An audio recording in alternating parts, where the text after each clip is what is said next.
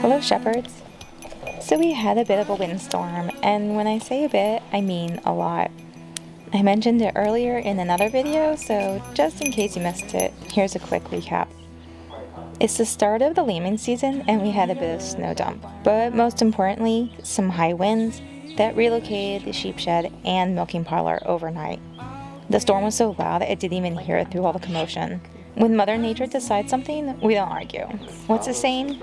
Improvise, adapt, or overcome? I think the Sheepie version of this would be hoof stomp, charge, or dive under. What do you think? I've been working on the shed in stages. Originally, we had put the shed connected to the tall fence line, since it was out of the way from working on a cabin, super secure from smaller predators such as dogs, coyotes, wolves, and I wasn't sure where the most ergonomic location or how my habits would end up influencing my choices through the seasons in this area. I knew I just hate slogging water buckets through the snow, so I wanted a sheep nearby. I have learned that the slope gets super icy at times, and that makes spring and fall a bit difficult for hauling hay or walking to the livestock. But for the past couple of years, this spot wasn't too bad. It turns out though that during this time we were going through a dry period. So this land, though it has a lot of surface level water, even then was still unnaturally dry.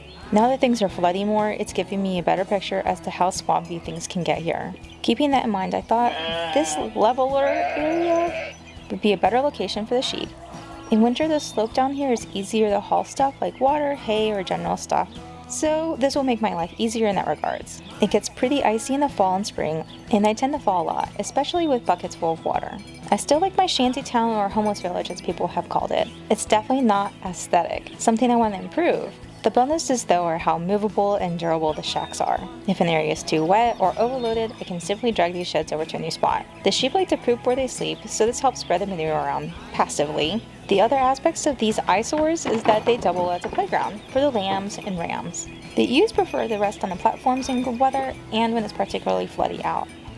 I like that since it keeps their hooves dry, and the worst thing for livestock and people are constantly wet feet. The ewes are pretty gentle in the housing, whereas the rest of the flock can be really brutal hopping on and off these shanty sheds.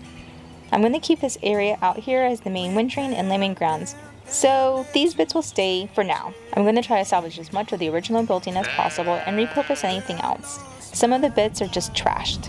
Screws just snapped in half, trash. Nails beyond repair, garbage. But on the whole, it's not as bad as it originally looked. It's still quite messy though.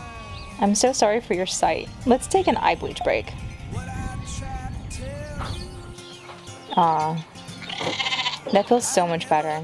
Let's get into it. For the milking setup, I find it easier to have a waiting area so I don't have to holler and search for the girl to come back to get milked. A littles area to give the lambs an area to eat hay and play around, and then a milking area. But currently I just have one area to do it all. For improvements, it's still going to be a tiny setup. Before nature moved the shed, I was thinking about building up the flooring, some sort of removable wood flooring insert. The drainage is terrible here, and we get a lot of runoff from the mountainside. And with all that organic matter added to the soil from the sheep and the hay breaking down, as well as bedding, it gets really sloggy here. It's great for the garden, but with all the surface level water, especially during the rainy season, it gets so incredibly muddy here. This area is more level and further away from the seasonal creek that pops up. Currently, I'm not sure what would be a good long-term solution for the mud in high traffic areas. It seems like every couple years, some sort of upkeep's needed to improve the drainage. It can be such a pain, but this will have to do until I find a better solution that fits my budget. What do you guys like to do? Or do you have the opposite problem? Dry land with little water? Each land has its own character. I knew one person who lived in even more of a swamp. I think it was originally a dried lake bed, but he just raised ducks to supplement his income, and it all worked out. For the sheep shed itself, I'm pretty hobbit-sized, and even though these sheep are miniatures, even Lamie, our largest standard sheep, dwarfed her herd mates. I think I said that right. But I want my gear out of her reach, but still within line, which can be tricky. I want to add shelving up high.